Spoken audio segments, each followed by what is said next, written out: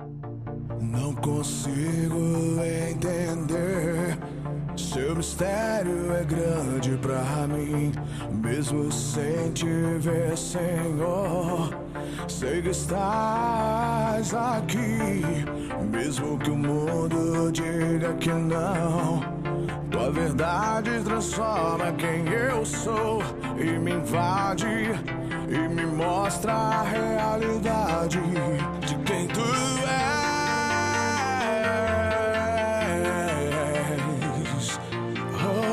De quem tu és.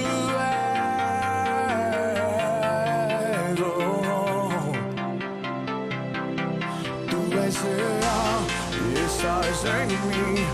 Tua verdade toma conta do meu ser e o mundo irá ver quem tu és. Tua glória reina sobre todo o céu. Tu és real e estás em mim. Tua verdade transforma o meu ser e o mundo irá ver quem tu és. Tua glória reina sobre todo o céu.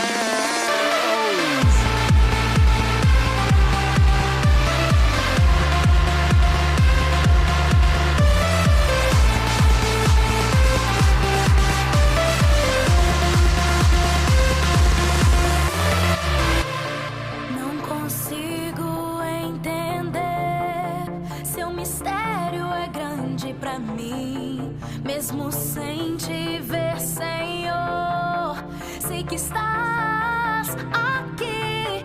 Mesmo que o mundo diga que não, sua verdade transforma quem eu sou e me invade e me mostra a realidade de quem tu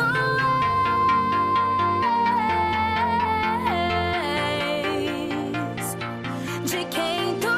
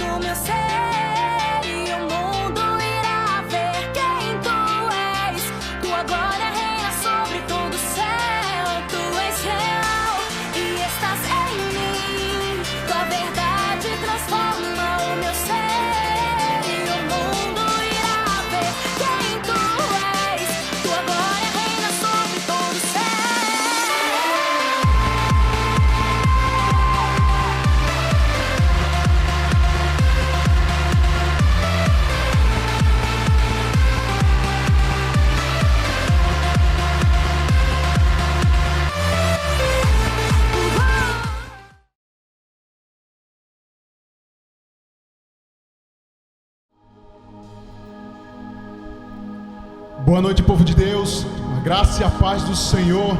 Quero convidar você na sua casa nesse momento a orar junto conosco, a sermos igreja junto conosco nesse momento mesmo pelo seu celular. Compartilha aí esse culto com o seu amigo, com o seu familiar. Vamos orar junto com a igreja, vamos entrar na presença de Deus nesse momento para louvarmos a Ele com alegria.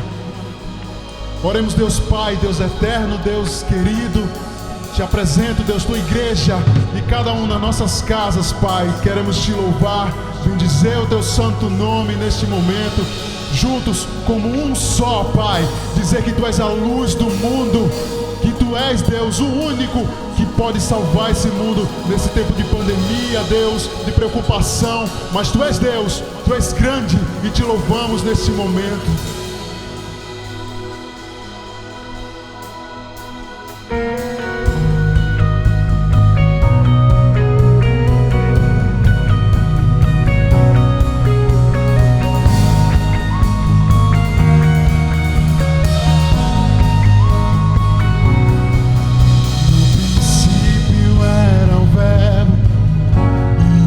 Verbo era Deus, o verbo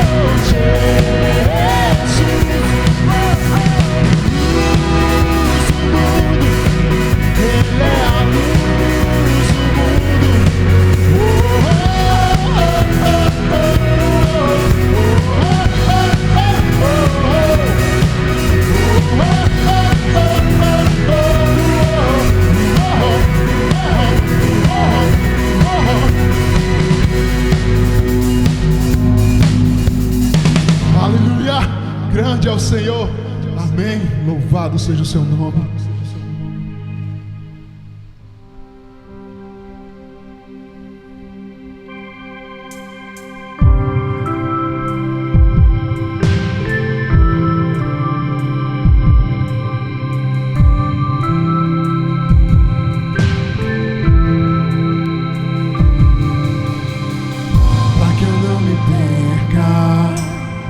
Correndo atrás do vento, meus olhos estão em ti. Minha recompensa, meu porto seguro, contigo eu quero habitar. Eu não vou me acostumar a viver sem tê-lo aqui, meu maior amor. Pelas madrugadas a minha alma canta Yeshua, saudade, Yeshua, saudade.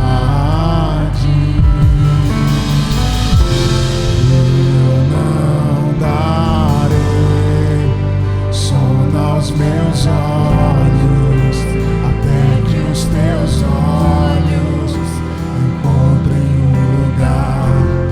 Eu não darei descanso às minhas pálpebras, até que eu seja neste lugar.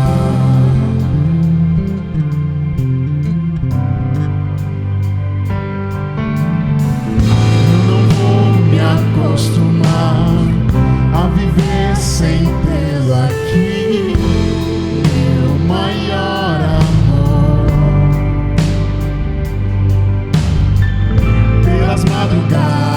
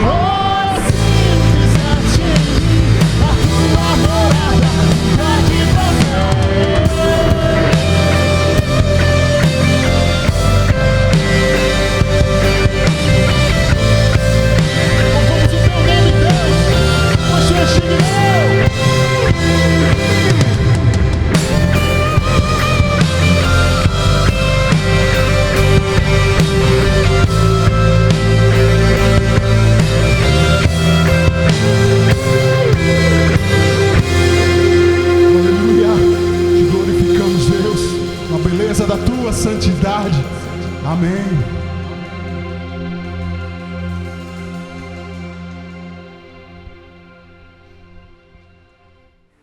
Boa noite, igreja, graça e paz. É uma honra poder estar aqui partilhando desse momento com você, um momento honrado que é de dizimar e ofertar. E hoje eu queria trazer para você 2 motivos, eu queria despertar no seu coração 2 coisas na hora de dizimar, que é a honra e a alegria de poder fazer isso. Eu queria perguntar para você agora por que você dizima, para que você dizima. Quando eu pergunto isso, quais são as primeiras coisas que vêm na sua mente? Não, eu dou os 10% que Deus me dá porque é uma lei, é dando que se recebe, se eu não der o dízimo, o devorador vem. De fato, essas coisas são muito importantes, mas você tem dizimado com alegria ou com peso? Eu queria agora contar a história de Abraão rapidamente para exemplificar uma coisa aqui bem interessante. Abraão era um homem de fé, era um homem que tinha uma fé inabalável, aquela fé que a gente deseja muito ter, uma fé inabalável, que independente do que esteja acontecendo, a gente sabe que Deus é o nosso provedor. Abraão, assim como qualquer outro homem, tinha o desejo de formar uma família, de ter um herdeiro, né, para poder continuar com o seu legado. E Abraão não poderia ter esse filho com Sara porque ela era estéril, então eles não tinham essa perspectiva. E um dia, Sara, se vendo encurralada em relação a isso, cedeu a sua serva para Abraão, para que eles pudessem ter um filho, que esse filho se chamava Ismael. Mas esse não era o filho da promessa, não era o filho que Deus havia prometido.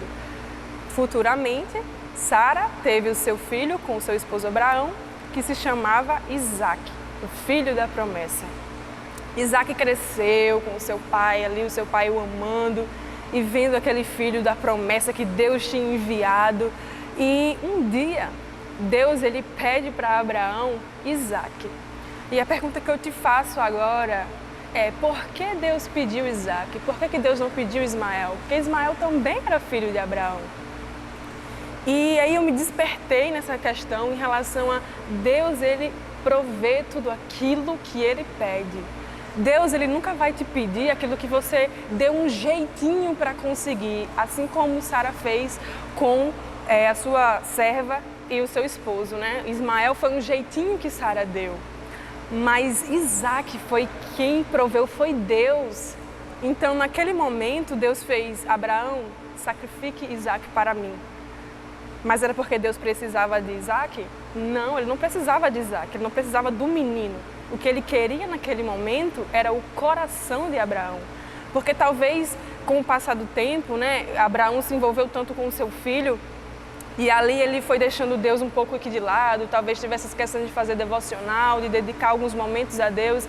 E Deus, por amar tanto, pediu esse sacrifício para que o coração de Abraão retornasse a Deus, ao centro do reino, que é Jesus.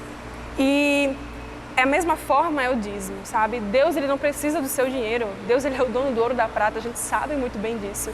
Mas Deus, ele quer o seu coração. E quando você está dizimando, que você está ali dando aquele dinheiro, Deus está tratando o seu coração. Ele usa o dinheiro para provar o seu coração. Realmente ele não precisa do seu dinheiro. Outra coisa, quando você está dizimando, você está ajudando a sua igreja a levar a palavra de Deus às pessoas. Você está ajudando a sua igreja a cumprir a missão de levar o evangelho às pessoas. Através do lounge, com o lanche, com a energia paga, com tudo que nós temos aqui.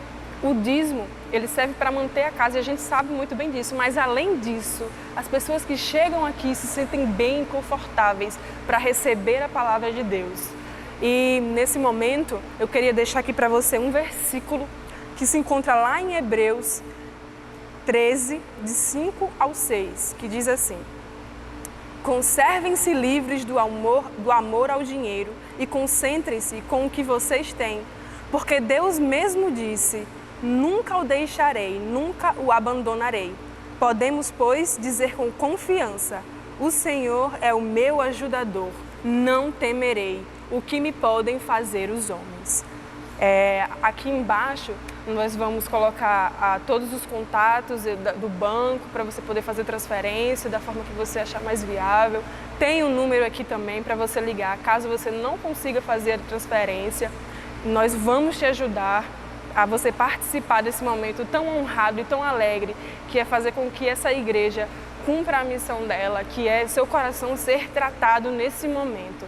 E agora eu queria que a gente orasse, né? Agradecer a Deus por tudo. Em meio a tanto caos, Ele tem provido o que Ele tem prometido.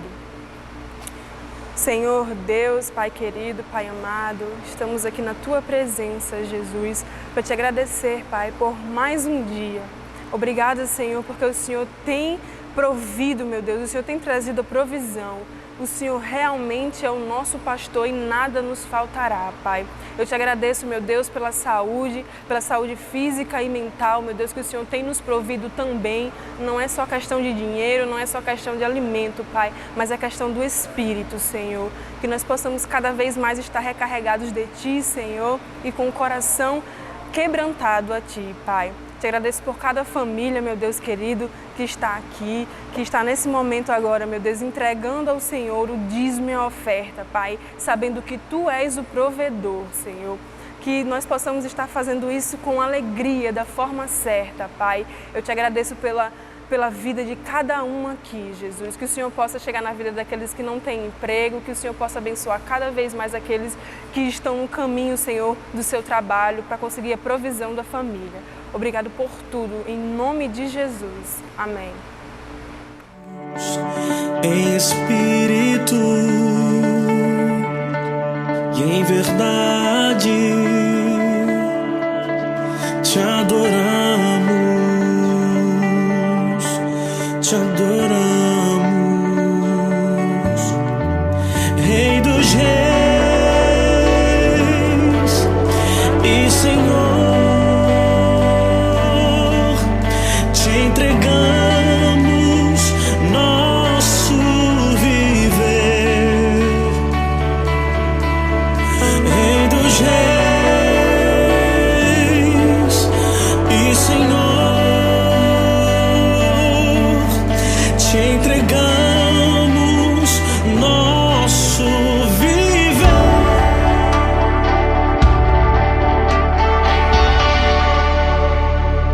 Graça e paz, uma boa noite cheio de esperança a você que reservou esse tempo para estar aqui conosco, recebendo a palavra de Deus. Amém? Que Deus possa levar esperança ao teu coração essa noite, num tempo de tantas incertezas, num tempo em onde as coisas parecem não ter muito nexo, né? Num tempo onde nós não sabemos exatamente como as coisas irão ficar, nós não sabemos como a economia do nosso país vai ficar, não sabemos como as igrejas irão ficar, como é que vai ser esse retorno, como é que vai ser essa reabertura. Eu creio em Deus, espero em Deus que ela esteja muito próxima, mas o fato é, nós não temos certeza, nós não sabemos como as coisas irão ficar. E em virtude disso, eu quero falar de certeza. Essa noite quero falar de certeza permeada por esperança. Certeza e esperança que só Jesus pode nos dar. Por isso eu vou pedir para que você abra sua Bíblia em João, capítulo 10, o Evangelho de João. O Evangelho de João é um evangelho muito simples, onde trata algumas verdades de maneira muito simples para que nós podemos entender, né? Ele, por exemplo, primeiro ele fala a respeito de quem é Jesus, depois ele desenvolve e vai dizendo o que Jesus veio fazer e por fim ele revela para nós quando Jesus vai fazer aquilo que ele veio fazer. E essas três verdades, quem é Jesus, o que ele veio fazer e quando ele vai fazer, são verdades que mais do que nunca, em tempos como esse, precisa estar firmada em nosso coração. A gente veio agora de uma série de mensagens falando sobre fé. Fé nesse Senhor, fé neste Jesus que pregamos aqui.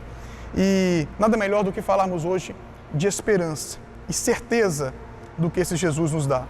João capítulo 11, ele fala da ressurreição de Lázaro, né? Ele conta a história da ressurreição de Lázaro. E o capítulo 11, ele nos demonstra justamente para quando é isso que Jesus veio fazer.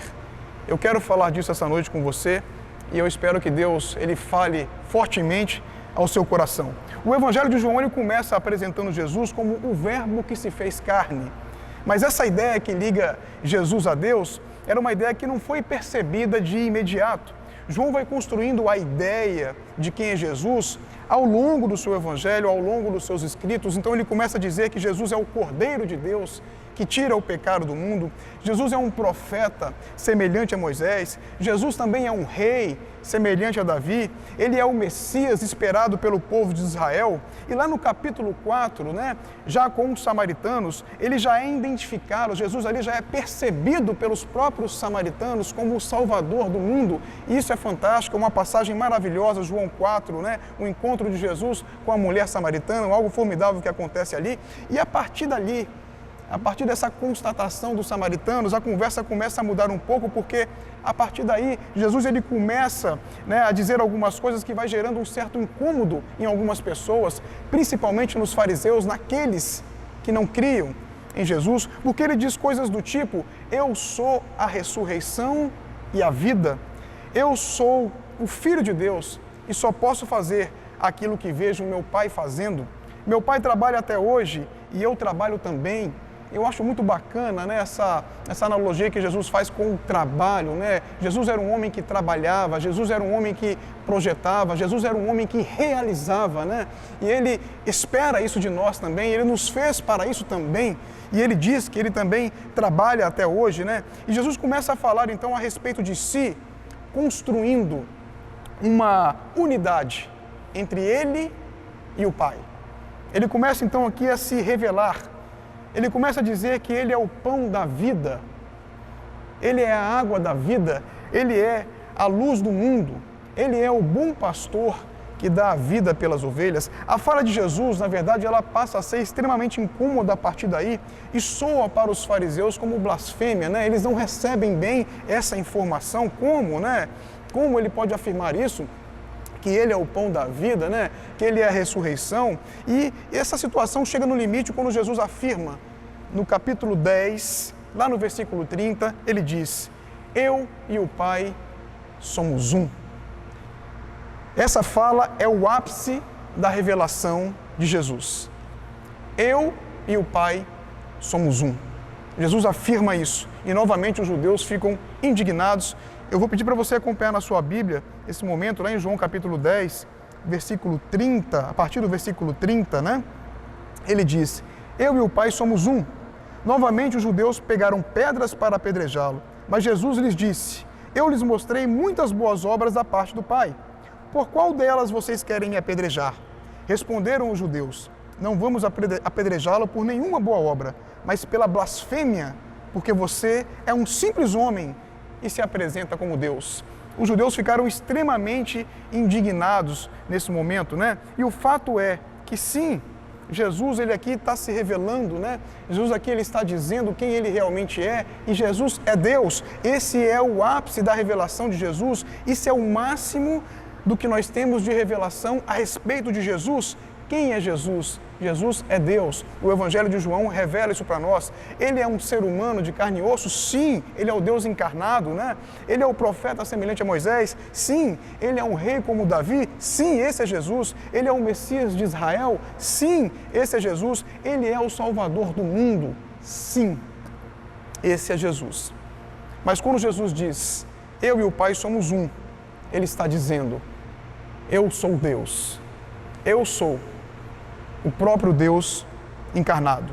E isso é o máximo de revelação que nós temos acerca da pessoa de Jesus, acerca de quem é Jesus. Essa é a primeira certeza que o Evangelho de João deixa para nós. Mas ao mesmo tempo que João vai revelando, quem é Jesus, ele também vai contando dentro do seu evangelho o que Jesus veio fazer. E isso é extremamente importante para nós entender o que Jesus veio fazer, porque ele veio tirar o pecado do mundo, e isso é uma verdade. Jesus veio dar a vida pelas ovelhas, e isso também é uma verdade, E no meio do caminho, ele cura então um paralítico ali no tanque de Betesda, isso aconteceu, também é verdade, Ele multiplica os pães, ele alimenta a multidão, tudo isso é verdade. Ele cura um cego de nascença. Tudo isso é verdade acerca de Jesus. E o ápice de tudo isso, de quem Jesus é, as coisas que Jesus vem fazendo, está ali no capítulo 10, versículo 27 e 30, precisamente o versículo 28, mas eu vou ler para você. o ápice de tudo isso, João 10, 27. As minhas ovelhas ouvem a minha voz. Eu as conheço e elas me seguem. Eu lhes dou a vida eterna e elas jamais perecerão. Ninguém as poderá arrancar da minha mão. Meu Pai que as deu a mim é maior do que todos. Ninguém as pode arrancar da mão de meu Pai. E eu e o Pai somos um. Jesus, então, ele declara o que realmente ele veio fazer. E o que realmente Jesus veio fazer para a minha vida, para a sua vida, está aqui, justamente no versículo 28. Eu lhes dou a vida eterna. Jesus, ele faz essa afirmação. É como se ele dissesse para nós: eu não vim apenas tirar o pecado do mundo. Eu não vim apenas devolver vista aos cegos. Eu não vim apenas curar os enfermos. Eu não vim apenas exercer o meu domínio, o meu controle sobre as forças da natureza, como se isso fosse pouca coisa. Mas Jesus, ele começa a dizer então para nós que o que ele veio fazer, em última instância, é vencer a morte. Isso foi o que Jesus veio fazer, vencer a morte. Ele veio trazer a vida eterna para todo aquele que nele crê. E isso é fantástico, essa revelação ela é fantástica, ela muda completamente as nossas vidas. Ele diz: as minhas ovelhas eu dou a vida eterna. E isso é maravilhoso. João capítulo 10, versículo 10 diz: eu vim para que tenham vida, e a vida em abundância, vivam plenamente, vida completa, vida em plenitude. A grande pergunta é, meus irmãos, a sua vida está completa? Ou você tem aquela leve sensação de que está faltando alguma coisa? Você sente que não está completo, porque Jesus é igual à vida. Até aqui o resumo do Evangelho de João é: quem é Jesus? É Deus. E o que ele veio fazer? Ele veio dar vida. Isso nós entendemos e acreditamos. Nós concordamos com isso muito bem, nós vivemos bem com isso. Quem é Jesus? O que ele veio fazer? Nós lidamos muito bem com essa verdade, mas quando? Quando? Muitas vezes essa é a questão. Muitas vezes aqui nós nos dividimos. Muitas vezes aqui temos entendimentos e opiniões diferentes. E muitas vezes nós nos solidarizamos com Marta e Maria. Lá no capítulo 11, a partir do versículo 1, eu queria que você acompanhasse na sua Bíblia, onde trata a ressurreição de Lázaro. Havia um homem chamado Lázaro.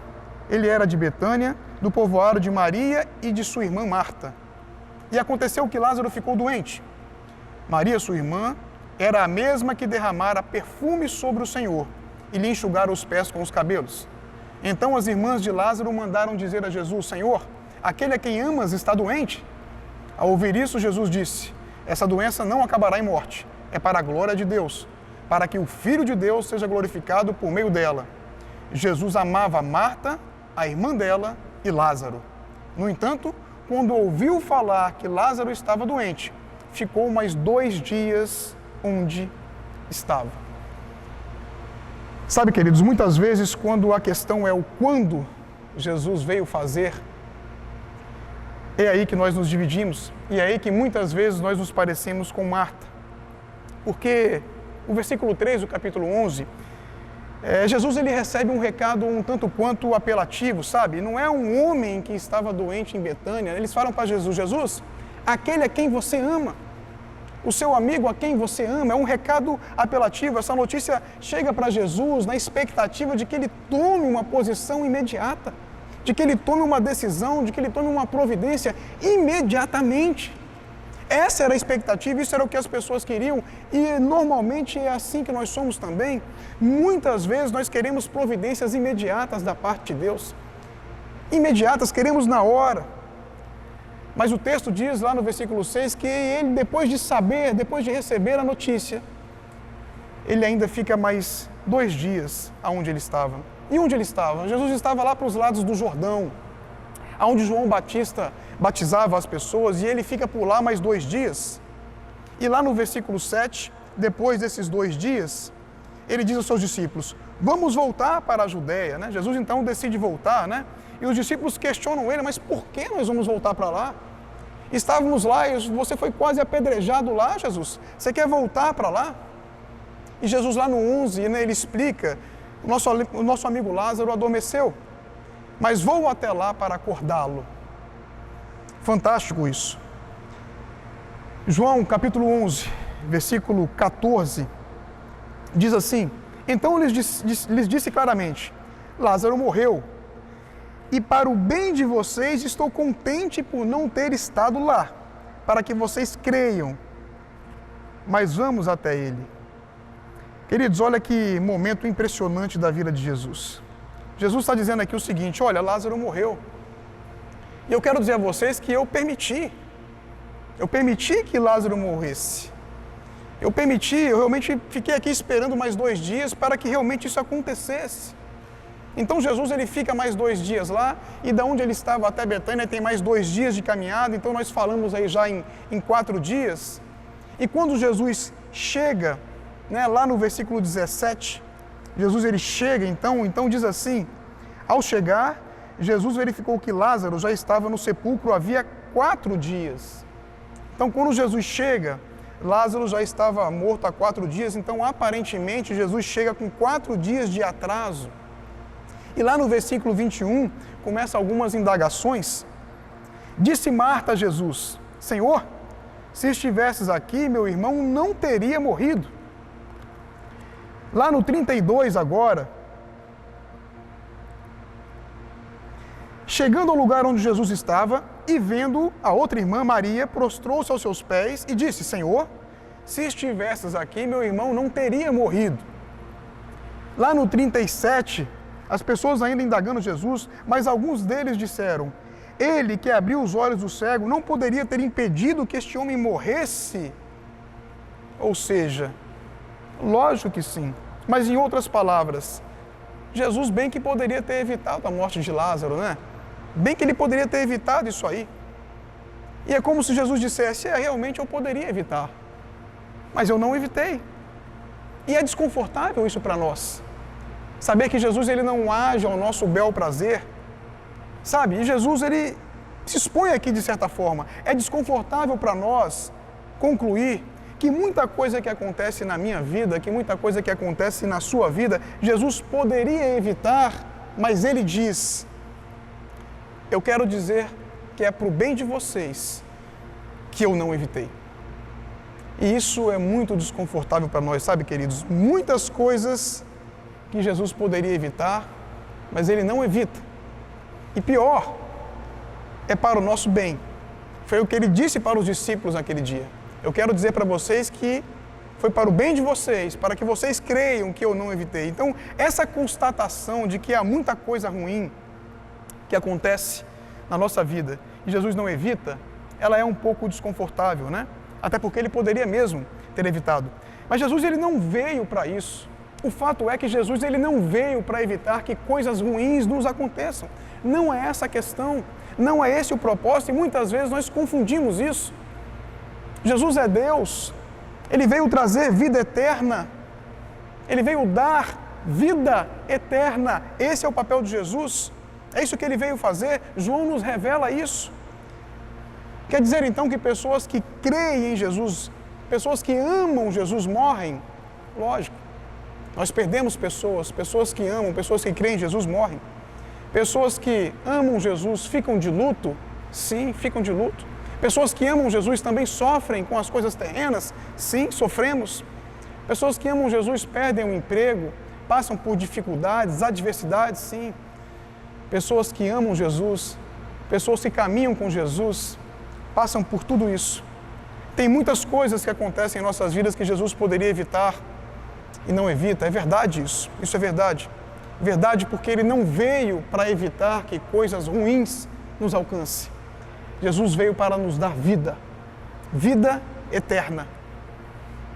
Então vamos entender um pouco mais isso. É muito importante que a gente entenda isso essa noite. Imagine Marta dizendo, né? Jesus, meu irmão morreu, né?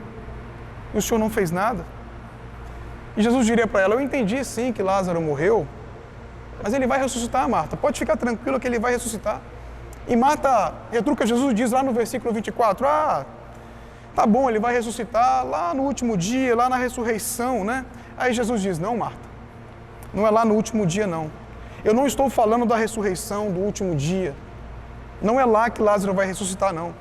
Porque eu não falei que eu vim trazer vida só lá no último dia. Não foi isso que eu disse.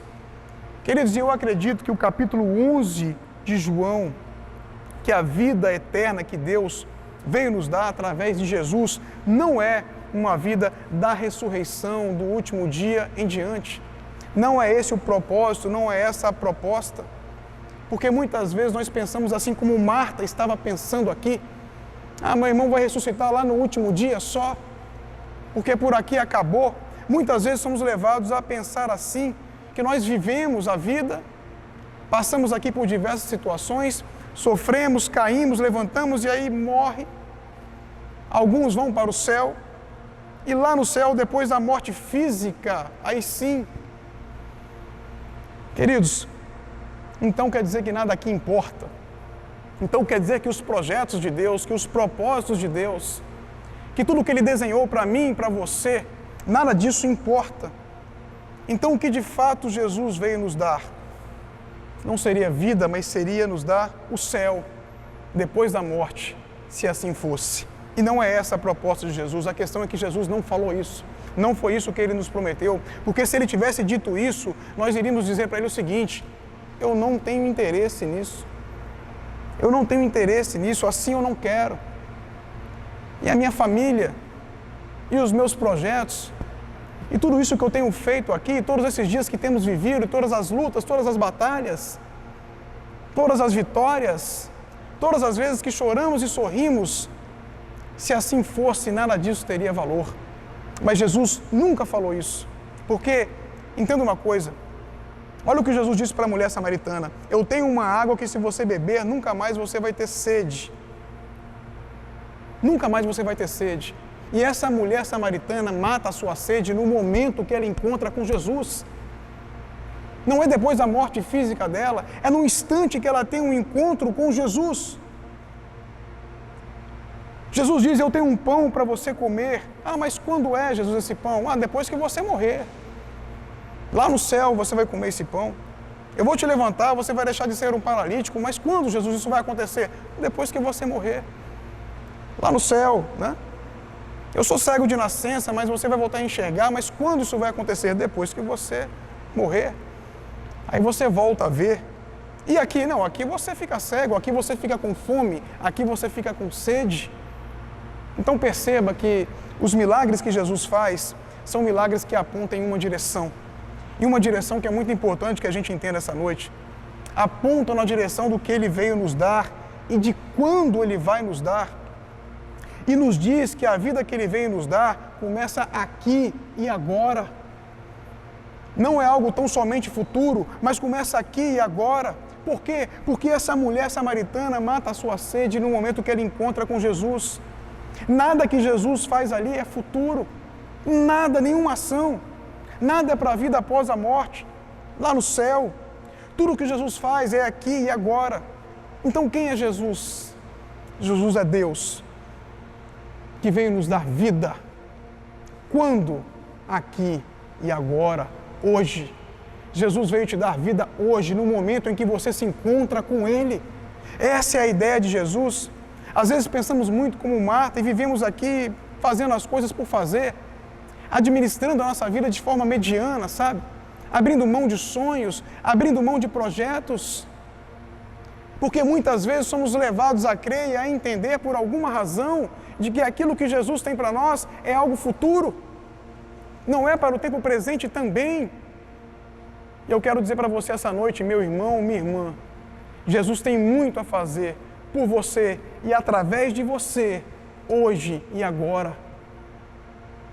Jesus quer usar os seus dons, os seus recursos, a tua família, a tua vida, o teu emprego, tudo que você tem, tudo que você é aqui e agora, para gerar vida, para promover vida em você, em todos aqueles que te cercam. Jesus quer usar você hoje. Jesus quer usar você agora. Ele te deu vida plena, vida abundante agora. Essa é a questão. Essa é a questão. Nós precisamos entender isso. Nós não podemos passar por essa vida administrando essa vida sem paixão, administrando essa vida sem vontade, vivendo um dia após o outro, sem perspectivas. Não é essa a ideia para você, meu irmão, minha irmã. Não é esse o pensamento para você. Você tem muito o que produzir, muito o que gerar. Se você ainda está respirando, se você acordou hoje pela manhã, Jesus tem muito a fazer através de você, através da sua vida. Muitas pessoas podem ser alcançadas e abençoadas através de você. Nós precisamos entender isso para que nós possamos viver isso em plenitude. Dá trabalho? Lógico que dá. Jesus trabalha. Ele mencionou isso na sua palavra. Jesus diz para nós, olha, preste atenção, eu vim te dar vida. Não é para você ficar administrando a sua vida sem paixão, sem propósito, sem perspectiva. Não é para isso. Olha, você estava morto e eu vim te dar vida. Eu tirei você da morte para a vida, para que você possa brilhar, para que você seja luz. Por isso foi o sacrifício. Eu tirei você da morte para a vida, para que você faça a diferença onde quer que você esteja, para que você seja sal, para que você tempere, para que você influencie, para que você vença as adversidades. Nós vivemos um tempo extremamente adverso, onde os filhos de Deus precisam se levantar. Nós precisamos estar de pé para encarar essa pandemia e seja mais o que for. Nós somos a esperança do mundo, a igreja local é a esperança do mundo. Quem disse isso foi o pastor Bill Hybels. A igreja é a esperança, Jesus te fez para ser esperança. E Jesus diz para Marta então, ele fala para ela, eu vou ressuscitar Lázaro agora, para você ver que essa vida de qual eu falo começa agora. Para você ver que o sistema é bruto, é firme. Eu não estou falando de futuro, eu estou falando de agora, do seu dia, do seu amanhã. Jesus diz, eu sou o Senhor da vida, aqui e agora, hoje, não só lá no último dia, lá também. Mas Jesus quer mexer com os seus brios, meu irmão, minha irmã. Ele quer levantar você, Ele quer usar a tua vida. Talvez um tempo adverso como esse, Ele quer usar você de uma forma como você nunca tenha imaginado. Talvez de uma maneira que você nunca tenha pensado. Entende? É hoje, é agora. Jesus, Ele nos faz compreender o nosso passado, para que a gente possa viver o nosso presente, garantindo o nosso futuro. A compreensão do passado é fundamental, o arrependimento. Viver o presente com essa consciência te faz garantir o futuro com Deus, meu querido, minha querida. Então começa agora. Quando é que vai ser isso? Vai ser agora. Que vida é essa que Ele promete para nós? Eu entendo que Jesus está falando aqui, que é do Espírito Santo dEle habitando em nós. Nós temos que lutar contra o pecado? Sim, temos sim. Mas imagine o Espírito Santo gerando vida em você, porque sem o Espírito você está morto.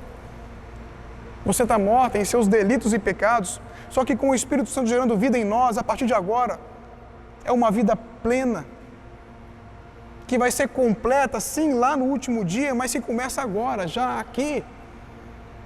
Você tem razões para ter esperança. E aí você passa a viver completamente influenciado pelo Espírito Santo. Você se rende à ação do Espírito Santo. Você deixa de viver como um coadjuvante aqui e você assume o seu papel de protagonismo, influenciando pessoas, transpondo obstáculos, lutando a cada dia, com algumas baixas, sim, é verdade, mas muitas vitórias também. E esse tipo de vida só o Espírito Santo pode produzir em você. Entende? O apóstolo Paulo dizia que aqueles que cogitam as coisas do Espírito, vivem as coisas do Espírito. Mas aqueles que cogitam, que pensam, que praticam as coisas da carne, vão viver as coisas da carne. Entenda uma coisa, meu irmão e minha irmã, nós não somos reféns. Nós não estamos nesse mundo como reféns. Não somos nós que estamos na defensiva diante do nosso inimigo. Não é você que tem medo do inimigo de nossas almas, Satanás. Não é você que tem medo do diabo, é o diabo que tem medo de você. É diferente a situação. Não é você que está acuado, sabe, preocupado, onde é que o diabo vai me derrubar, onde é que ele vai me pegar. É o diabo que está preocupado com você, aonde que você vai atacar, aonde você vai colocar a planta dos seus pés, porque aonde você fizer isso, a luz chegou. Aonde você fizer isso, a diferença chegou, porque você é diferente, você é a diferença. Aonde você chegar, quando você chegar, seja onde for, na sua empresa, na sua faculdade, na sua família, na sua casa, aonde você chegar, a luz, o entendimento, a resiliência chegou. Jesus te fez para isso. Jesus realmente te fez para brilhar, te fez para vencer, mesmo ou principalmente em tempos adversos, como esse que vivemos hoje. Amém? Eu tenho certeza que se essa igreja estivesse aqui cheia de pessoas hoje, eu ia ouvir um amém poderoso da boca de cada um. Poderoso. Mas talvez você pode estar pensando, pastor, mas você quer dizer então que você nunca se abala? Que você não sente as perdas, que nada lhe atinge de maneira nenhuma, de forma nenhuma. Não estou querendo dizer isso de maneira alguma. Eu estou querendo dizer para você que lá na minha casa também tem tempestades, que lá na minha casa também chove. Mas eu quero dizer para você que a minha casa está firme na rocha, assim como a sua. Amém? Eu quero dizer para você que eu acuso golpes, que eu sinto perdas, que eu sofro também, mas que tem uma fonte jorrando dentro de mim para a vida eterna. Eu quero dizer para você que eu lido com muitas adversidades na minha vida e que eu entendo que Jesus ele não veio para me livrar das adversidades, mas ele veio me fazer forte para vencer as adversidades, que sempre existirão. Eu espero que você compreenda isso, porque o que eu espero não é que meu braço ele cresça para eu alcançar mais coisas. Sabe, eu não espero que meu braço cresça, eu não espero Jesus fazer isso, porque eu entendo que Jesus não veio fazer isso, Jesus veio me dar vida e isso ele já fez. É isso que Jesus veio fazer, ele já cumpriu a sua promessa. Jesus, ele não veio aumentar meu braço para que eu alcance mais coisas, mas ele veio fazer que eu, mesmo com o braço pequeno, possa ser grande, possa ser usado por ele de uma maneira grandiosa. É isso que ele veio fazer. Ele veio fazer que pessoas simples como eu, como você, possa fazer grandes coisas para a honra e glória dele. Essa é a intenção de Jesus. Ele veio fazer você, mesmo no luto, mesmo na dor, mesmo no sofrimento, ser uma pessoa grande, ser uma pessoa capaz de suportar adversidades. Nessa última semana, um membro muito querido da minha célula perdeu a sua mãe. E hoje ele está passando por um luto e nós estamos em luto junto com ele. Estamos sofrendo e chorando junto com ele. Mas ainda hoje eu estava conversando com ele e perguntei como é que ele estava. Ele me disse, pastor, eu estou sofrendo sim, está difícil. Mas eu sei que o meu Redentor vive. E isso faz toda a diferença, meu irmão, minha irmã. Isso faz toda a diferença. Jesus veio fazer você, mesmo desempregado, mesmo doente, mesmo traído, mesmo enganado, mesmo sofrendo, ser grande, ser capaz de suportar toda e qualquer adversidade, porque ele veio trazer vida e vida em abundância. E a promessa está cumprida. Vida hoje, agora. Que essa palavra possa ficar no seu coração, que ela possa ser cravada e gravada no seu coração. Você que é do reino de Deus, portanto, não é deste mundo, mas está presente aqui. É importante você entender essas verdades. É importante você viver essas verdades na sua vida. Jesus é Deus, veio trazer vida hoje, agora, para mim e para você, para cada um de vocês que está aqui conosco. Amém? Eu quero dizer para você que está precisando de um recomeço, para você que vem de dias e tempos difíceis, para você que está enfrentando batalhas, você que está desempregado, desempregada, você que está com problemas na sua família, você que está com problemas no seu casamento, entende? Você que perdeu entes queridos, eu quero dizer para você que Jesus, Ele é especialista em recomeços. E Ele está pronto para te fazer grande. Amém? Que Deus abençoe a sua vida, que Deus abençoe a sua família, que você tenha uma semana libertadora, cheio de vitórias, cheio de sucesso. Amém? Eu quero orar por você agora. Amado Deus, nós queremos te agradecer, Pai. Agradecer pelo Teu Evangelho, agradecer a Tua Palavra, agradecer, Senhor, a Tua exortação aqui essa noite, agradecer a clareza daquilo que o Senhor veio fazer por nós e quando o Senhor veio fazer por nós. Nós queremos dizer para o Senhor, sim, estamos aqui, estamos dispostos, Pai, independente das circunstâncias, independente das adversidades, nós estamos de pé, porque nós sabemos que o nosso Redentor vive. Pai, em nome de Jesus, eu quero te pedir, Senhor, que a Tua provisão chegue a todos os lares, Senhor, que têm necessitado, Senhor. Em nome de Jesus, que não venha faltar o Teu pão na casa de nenhuma família, Pai. Senhor, eu quero te pedir também, Pai, com muita humildade lhe peço isso, que o Senhor venha a restaurar a vida daqueles que estão enfermos, daqueles que estão em leitos de hospitais, daqueles que estão esperando vagas em hospitais, Senhor, para serem atendidos, Senhor. Pai, em nome de Jesus, nos livre deste mal, nos livre dessa pandemia, Senhor, que nós possamos sair dessa pandemia mais forte do que estamos hoje, em nome de Jesus. Eu creio, Pai, no Seu poder de restauração. Senhor, cuida de nós, cuida da nossa vida, cuida da Sua igreja, cuida do Seu povo, Pai. Eu faço essa oração essa noite com um sentimento extremo de esperança, Pai, com uma alegria profunda no Senhor, de que venceremos. Em nome do Teu Filho amado, nosso Senhor, o nosso Salvador, Jesus Cristo. Amém. Que Jesus o abençoe.